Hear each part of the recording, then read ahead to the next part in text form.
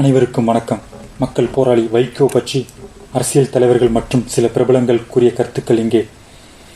என்னோடு இருக்கும் 200 எம்பிக்களுக்கு சமமானவர் வைகோ என முன்னாள் பிரதமர் மறைந்த இந்திரா காந்தி அம்மையார் அவர்களும், வைகோவை போன்ற நேர்மையான தலைவர்களின் கைகளில்தான் எதிர்கால அரசியல் இருக்கிறது என முன்னாள் பிரதமர் VP சிங் அவர்களும், எந்த மிரட்டலுக்கும் அடிபணியாத லட்சியவாதி வைகோ என முன்னாள் பிரதமர் நரசிம்மராவ் அவர்களும், இந்தியாவில் கொள்கை வழி அரசியலை முன்னெடுக்கும் அரசியல் தலைவர்களில் வைகோவும் ஒருவர், அவரை என் மகனாகவே கருதுகிறேன் என முன்னாள் பிரதமர் அடல் பிஹாரி வாஜ்பாய் அவர்களும், விலை போகாத போராளி வைகோ என முன்னாள் துணை பிரதமர் அத்வானி அவர்களும், வைகோவை போன்ற தலைவரை பெற்றதற்காக தமிழ்நாடு பெருமை கொள்ள வேண்டும், என்னை ஒவ்வொரு முறை சந்தித்த போதும் மக்கள் பிரச்சனை குறித்தே கோரிக்கை வைப்பார் என டாக்டர் பிரதமர் மன்மோகன் சிங் அவர்களும்,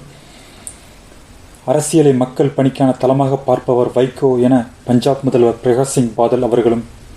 என் 70 ஆண்டுகால பொது வாழ்க்கையில் நான் சந்தித்த மிக சில லட்சியவாதிகளில் வைகோவும் முக்கியமானவர் என மறைந்த கம்யூனிசவாதி கர்கேசன் சிங் சுர்ஜித் அவர்களும், பதவி வெறிபிடித்த அரசியல்வாதிகளில் வைகோ மாறுபட்ட கொள்கைவாதி என முன்னாள் நாடாளுமன்ற சபாநாயகர் சோம்நாத் சாட்டர்ஜி அவர்களும், எங்களிடம் இருக்கும் அனைத்து ஆயுத குவியலுக்கும் நிகரானவர் வைகோ என தமிழீழ தேசிய தலைவர் மேதகு வே பிரபாகரன் அவர்களும், வைகோ தமிழர்களுக்கு கிடைத்த வரப்பிரசாதம் என பல நெடுமாறன் அவர்களும், வைகோ அதிகாரத்துக்கு வரும் சமயம்தான் தமிழ் நிலத்தின் இழிநிலை போக்கப்படும் என திராவிடர் கழக தலைவர் கொளத்தூர் மணி அவர்களும், முழுமையான தமிழ் இலக்கியங்களை கற்ற ஒரே அரசியல் தலைவர் வைகோதான் என மேடைப்பச்சலர் நெல்லை கண்ணன் அவர்களும், தந்தை பெரியார் பிறந்தார், அவர் நம்மை நமக்கு காட்டினார், பேரறிஞர் அண்ணா பிறந்தார், அவர் உலகத்தை நமக்கு காட்டினார், தமிழ் இனத்தை